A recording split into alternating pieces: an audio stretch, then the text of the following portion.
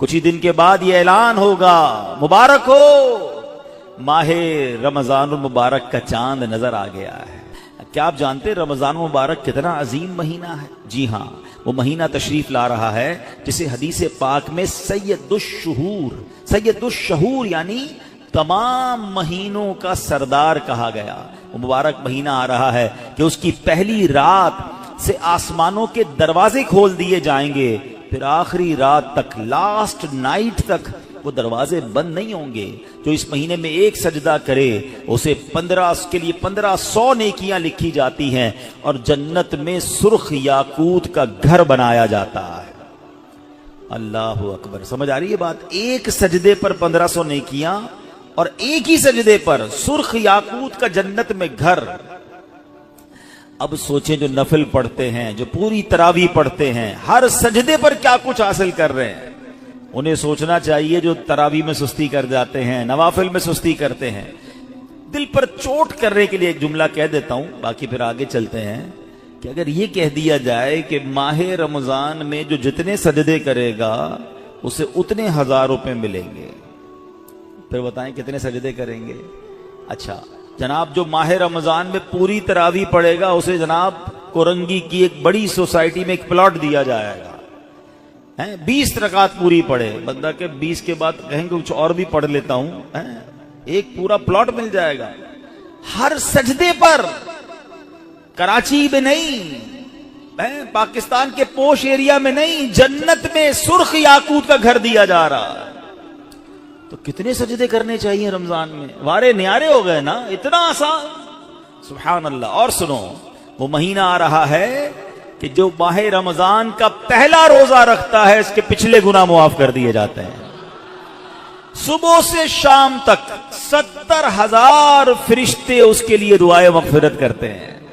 آج دنیا میں پتہ ہے ہم کسی بڑے بزرگ شخصیت کو ڈھونڈ رہے ہوتے ہیں، کسی عالم دین سے پیار ہوتا ہے، کسی پیر صاحب سے محبت ہوتی ہے، بندہ کہتا ہے جا کے یار ان سے دعا کروا لوں، میرا کام ہو جائے گا۔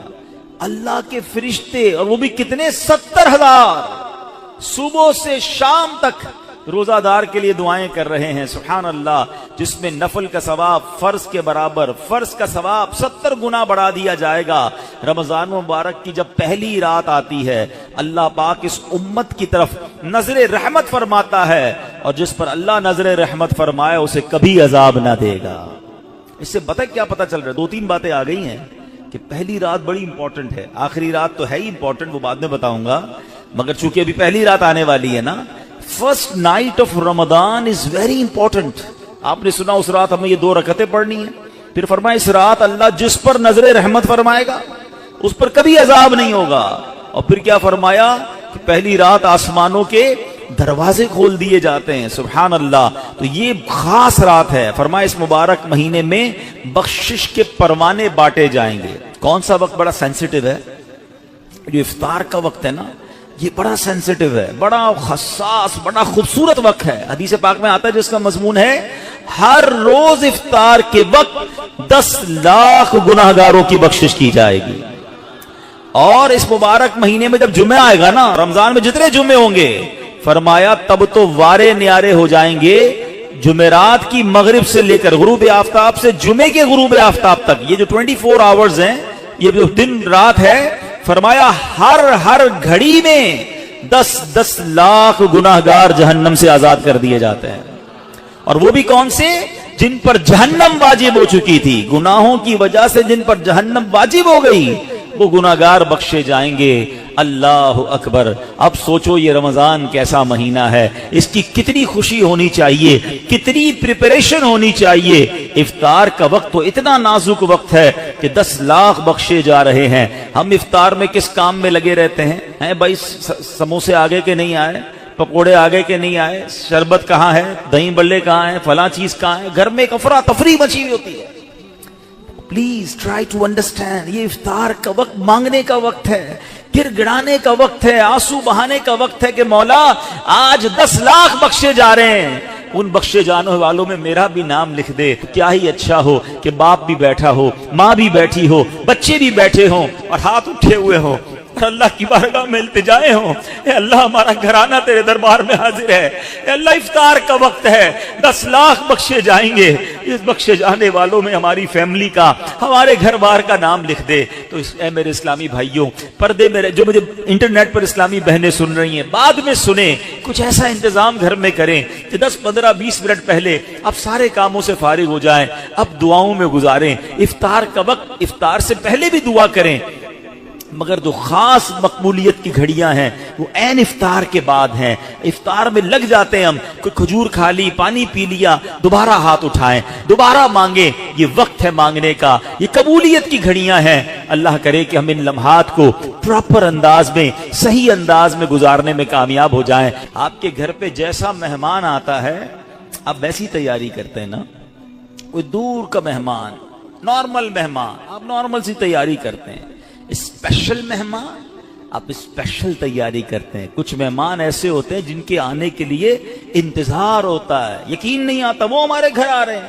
بندہ گھر بھی سجاتا ہے، صفائی بھی کرتا ہے، خوشبو بھی لگاتا ہے، اچھے اچھے کھانے بناتا ہے، مہمان کی تیاری ہے نا۔ تو رمضان یہ رب کی طرف سے ہمارے لیے مہمان آ رہا ہے، ہماری بخشش کروانے آ رہا ہے۔ ہمیں اپنے آپ کو سجانا ہے، اپنے کردار کو سجانا ہے۔ اپنی صحت کا بھی اس لیے خیال رکھو کہ میں اب ایسے الٹے سیدھے کھانے نہ کھاؤں رمضان سے پہلے۔ پتہ ہے جس کی شادی ہونے والی ہوتی ہے تو دولہے کو لوگ کہتے ہیں بھائی ذرا خیال رکھنا، شادی والے دن ہی بیمار مت ہو جانا، 1 ہفتہ پہلے سے احتیاط کرواتے ہیں، زیادہ سفر نہیں کرواتے، زیادہ تھکن والا کام نہیں کرواتے۔ تو کیا ہی اچھا ہو کہ ماہ رمضان سے پہلے ہم اپنی صحت کا خیال رکھیں، تھوڑا سا ریسٹ کریں۔ مجھے روزے رکھنے ہیں، مجھے انشاءاللہ تراویاں پڑھنی ہیں، اپنے کام کاج کو موڈیفائی کریں۔ آپ بہت بیزی رہتے کاروبار میں، نوکری میں، تو کوشش کریں کہ کوئی ایسی ترتیب بنائے کہ میرا کچھ کام کم ہو جائے تاکہ میں روزے رکھ سکوں، میں عبادت کر سکوں۔ ساری زندگی پڑی ہے کام کرنے کے لیے، لیکن عجیب بات پتہ ہے کیا ہے؟ اس وقت 2 قسم کی تیاریاں ہو رہی ہیں۔ ہوں گے کچھ نیک لوگ جو انشاءاللہ عبادت کی تیاریاں، تلاوت کی تیاریاں، خوب روزے، تراویح اور اس کے بارے میں سوچ رہے ہوں گے، مگر کچھ لوگ وہ ہیں جو اس وقت اسٹاک جمع کر رہے ہوں گے، کاروبار کیسے چمکانا ہے، کون سی آئٹم کا ریٹ بڑھ جائے گا۔ وہ کاروباری لوگ پیسے کمانے کی تیاری کر رہے ہوں گے۔ کچھ گھر والے وہ ہوں گے جو یہ سوچ رہے ہوں گے بھئی رمضان میں پکانا کیا ہے، کھانا کیا ہے، کون سی آئٹم لینی ہے۔ رمضان کھانے پینے کے لیے نہیں آتا۔ اچھا ویسے بڑی عجیب بات ہے، ذرا سوچیں آپ کہ ماہ رمضان میں ہم روزے رکھتے ہیں، لاجیکلی تو سمجھ یہ آتا ہے کہ ہمارا وزن ٹھیک تھوڑا کم ہو جانا چاہیے، ہم تھوڑے سمارٹ ہو جائیں، مگر کئی لوگ وہ ہیں جن کا رمضان میں وزن بڑھ جاتا ہے۔ کیوں بھائی؟ اس لیے کہ سحری میں زیادہ کھاتے ہیں، پورا دن روزہ رکھنا ہے، رات زیادہ اس لیے کھاتے ہیں کہ پورا دن روزہ رکھا تھا، پھر 2 بار اور کھاتے ہیں کہ کل پھر روزہ رکھنا ہے۔ تو عام دنوں میں 2 بار کھاتے ہیں، رمضان میں 4-5 بار کھاتے ہیں، اور وہ کھاتے ہیں جو نہیں کھانا چاہیے۔ پورا سال جو چیز نہیں کھاتے وہ رمضان میں کھاتے ہیں، پھر موٹے ہو جاتے ہیں، طبیعت خراب ہو جاتی ہے، گلے خراب ہو جاتے ہیں۔ نہیں، ماہ رمضان تو کم کھانے کا مہینہ ہے، فریش ہونے کا مہینہ ہے۔ لیکن ہمارے یہاں تو فیسٹیول، اگر میں کہوں کسی کو کہ کسی غیر مسلم کو اگر رمضان میں دورہ کرا دیا جائے پاکستان کے مختلف شہروں کا اور کہیں بتاؤ کیا آپ نے دیکھا، تو کہے گا لگتا ہے مسلمانوں کا کوئی کھانے پینے کا تہوار آ رہا ہے۔ کہ میں جس مٹھائی کی دکان پہ گیا وہ رش تھا، جس پکوڑے کی دکان پہ گیا وہ لائنیں لگی ہوئی تھی افطار سے پہلے، اور بورڈ لگے ہوئے تھے سحری آفر، افطار آفر۔ تو لگتا ہے مسلمانوں کا کوئی کھانے پینے کا سالانہ تہوار آتا ہے۔ کتنی عجیب بات ہے یار، جس مہینے میں پورا دن کھانے پینے سے رکنا ہے، اس مہینے میں سارا دن رات کھانے پینے کی باتیں ہو رہی ہوتی ہیں۔ مجھے بتائیں نا، ہم دوست آپس میں ملتے ہیں کیا بات کرتے ہیں؟ یار سناؤ آج سحری کہاں کرنی ہے؟ اچھا بھائی افطار کہاں کرنا ہے؟ رات کدھر چلنا ہے کھانے کے لیے؟ ارے بھائی یہ بات کون کرے گا؟ تراویح کدھر پڑھنی ہے آج؟ تلاوت کدھر کرنی ہے؟ تہجد کہاں پڑھنی ہے؟ علم دین کی محفل کدھر سجی ہوئی ہے؟ ذکر و اذکار میں آج بیٹھ کے کدھر کرنا ہے؟ آج مل کے اللہ کی بارگاہ میں گر گڑا کر دعائیں کہاں کرنی؟ یہ گفتگو کیوں نہیں ہوتی؟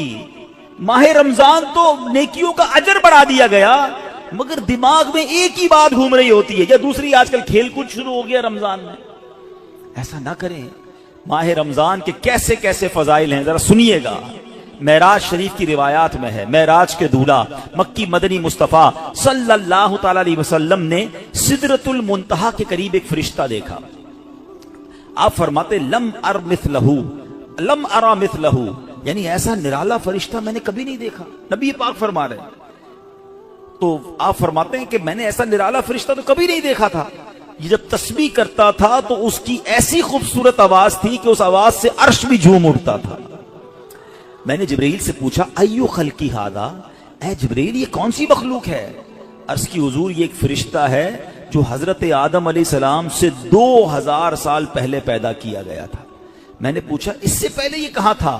عرض کیا اللہ پاک نے عرش کے نیچے جنت میں ایک جگہ بنائی ہے، یہ وہیں ہوتا ہے۔ حضور آج آپ کے دیدار کے لیے حاضر ہوا ہے۔ کیا شان ہے میرے آقا کی، ہر کوئی فدا ہے بن دیکھے، دیدار کا عالم کیا ہوگا۔ ارے فرشتہ بھی میرے آقا کے دیدار کا تمنائی ہے۔